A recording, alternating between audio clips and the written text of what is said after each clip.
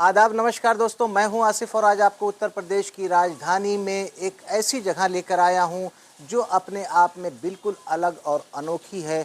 आज आपको एक बहुत ही मशहूर शायर का मकबरा दिखाने लाए हैं। इस ऐतिहासिक स्थान को बहुत कम लोग जानते हैं। हम बड़ी मुश्किल से लखनऊ की गलियों और कूचों से घूमते घूमते इस जगह पहुँचे हैं। सामने आपको नज़र आ रहा होगा एक ये दर, एक मेहराब नज़र आ रही है। यहाँ पर देखें कि वो अवध की निशानी बनी हुई है, क्योंकि अवध में उस दौर में जितनी भी इस तरह की इमारतें बनती थीं, मछलियों के निशान को पत्थर के ऊपर या प्लास्टर के ऊपर उकेरा जाता था। सामने आपको ये मकबरे के अंदर जाने का रास्ता नज़र आएगा। इसके ऊपर देखें जो आर्च बनी हुई है कंगूरेदार है। हालांकि इधर से इस वक्त रास्ता नहीं है। हम आपको मकबरे में दूसरी तरफ से लेके चलेंगे और बताएंगे कि वो मकबरा किसका है और उनका इतिहास और साहित्य में क्या योगदान था।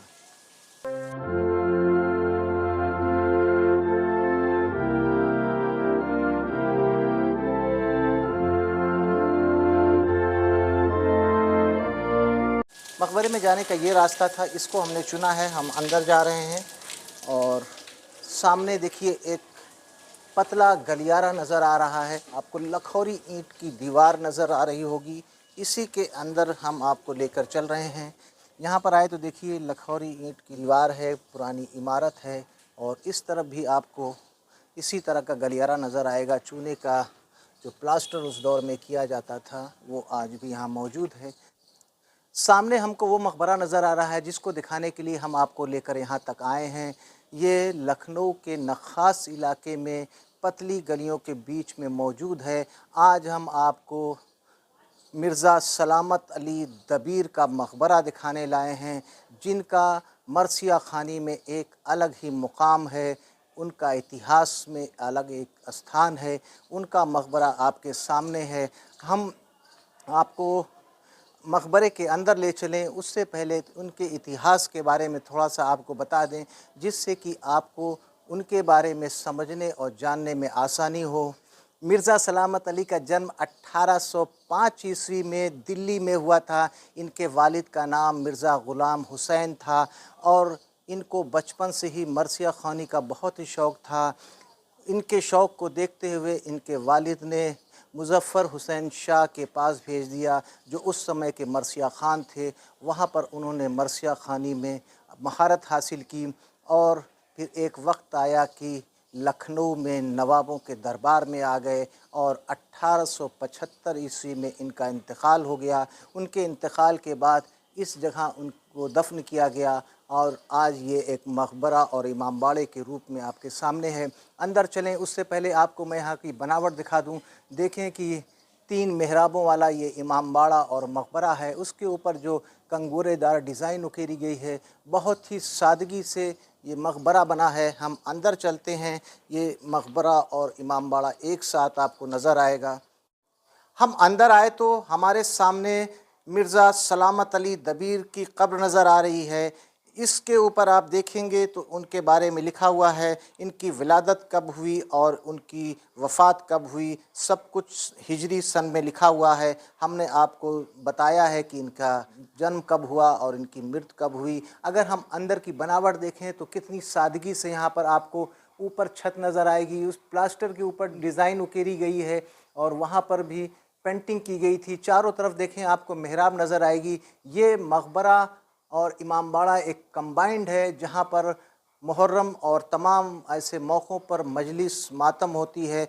हिंदुस्तान में मरसिया ख़ानी में मिर्ज़ा दबीर का एक अलग ही स्थान था, एक अलग ही मुकाम था, जिसकी वजह से उनको शिनाख्त मिली और वो हिंदुस्तान ही नहीं पूरी दुनिया में मरसिया ख़ानी के लिए जाने जाते हैं। इनके समकालीन मीर अनीस हुआ करते थे। इन दोनों ने मरसिया ख़ानी को जो आयाम, जो स्थान दिया है, वो अपने आप में बहुत ही महत्वपूर्ण है। मरसिया ख़ानी क्या है, मरसिया क्या है, आपको मैं थोड़ा सा उसके बारे में बता दूं, जिससे कि आपको मिर्ज़ा दबीर के बारे में और उनकी कविताओं के बारे में समझने में आसानी हो। मरसिया ख़ानी वाक़या करबला और इमाम हुसैन की शहादत को कविता के रूप में प्रस्तुत किया जाता है उसको मरसिया खानी कहते हैं। चारों तरफ का आपको नज़ारा दिखाऊं तो सामने आपको इमाम बाड़ा नज़र आ रहा है, हालांकि वो भी बंद है। जब मजलिस या इस तरह के प्रोग्राम होते हैं तो इसके पर्दे को हटाया जाता है।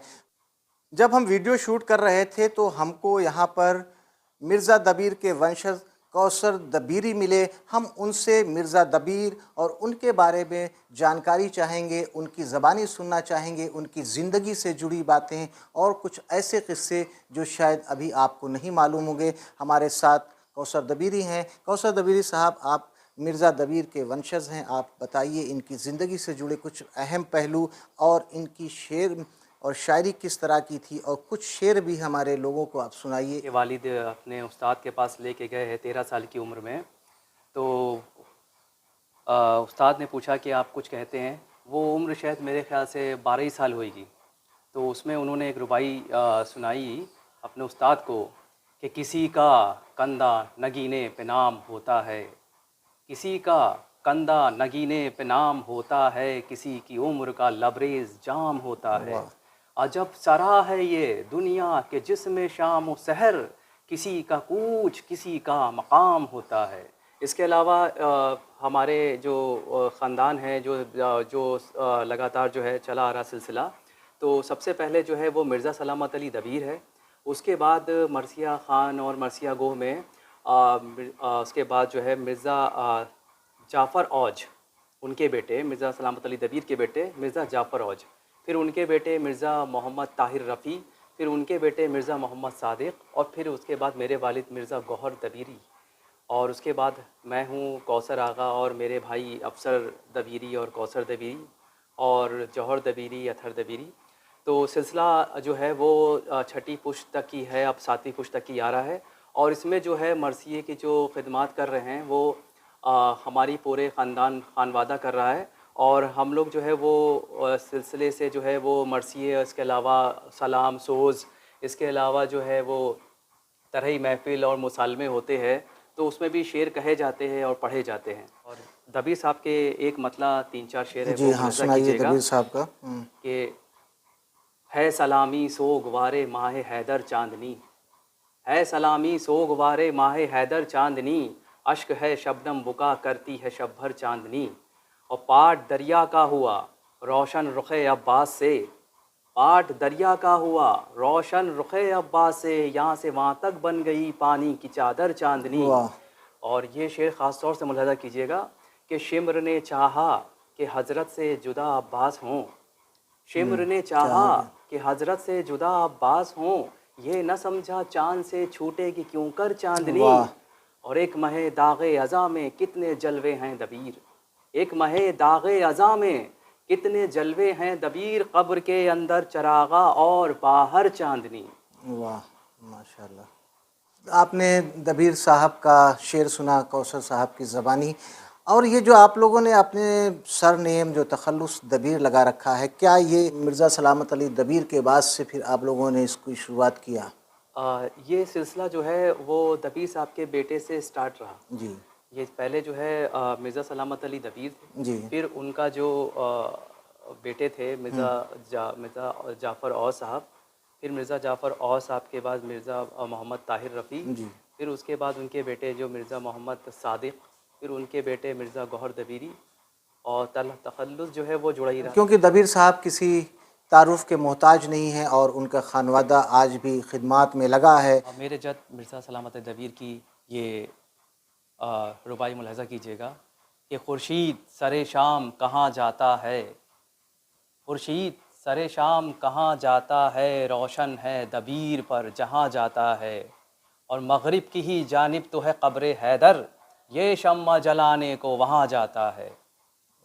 और ये रुबाई मुलाज़ा कीजिएगा मेरे जद मिर्ज़ा सलामत अली दबीर की कि मेराज से जब फिर के सवारी आई, मेराज से जब फिर के सवारी आई, हैदर से मुलाकात की बारी आई, पूछा जो अली ने तर्ज़ इरशाद खुदा, फरमाया के आवाज़ तुम्हारी आई।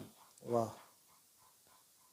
दोस्तों, आज हमने आपको लखनऊ के नखास इलाके में मौजूद मिर्ज़ा सलामत अली दबीर का मकबरा दिखाया, इनकी कब्र तक आपको पहुंचाया। उम्मीद है कि आपको हमारी ये जानकारी और वीडियो पसंद आया होगा। अगर आपको हमारा ये वीडियो पसंद आया तो आप हमारे चैनल हिस्टोरिक आसिफ को लाइक कीजिए, सब्सक्राइब कीजिए और इसी तरह के वीडियोस को देखने के लिए हमारे साथ जुड़िए। इजाज़त दीजिए आसिफ को, फिर मिलते हैं किसी नई जगह कुछ नई चीज़ों के साथ। तब तक के लिए जय हिंद, जय भारत।